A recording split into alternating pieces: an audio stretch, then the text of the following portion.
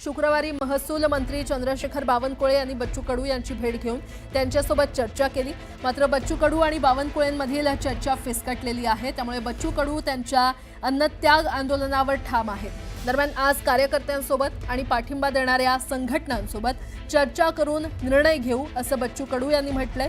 चंद्रशेखर बावनकुळे यांनी मुख्यमंत्री देवेंद्र फडणवीस आणि बच्चू कडू यांची फोनवरून चर्चा करून दिली।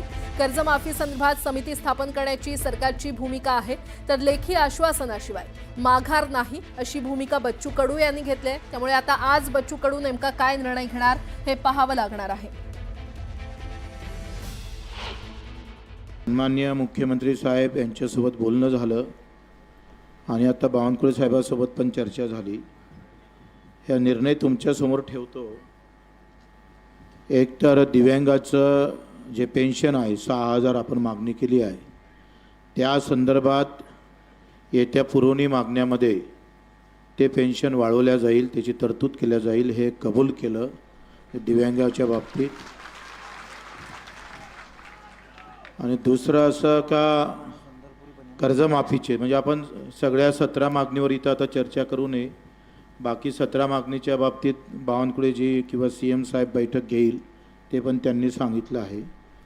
कर्जमाफीच्या बाबतीत त्यांनी 2 दिवसात समिती तयार करून किती कर्ज कोणावर आहे, ते श्रीमंताचं कोणावर, टॅक्स इन्कम टॅक्स भरणारे किती आहे, काय आहे, सगळं हे समिती करून सगळी माहिती गोळा केल्या जाईल।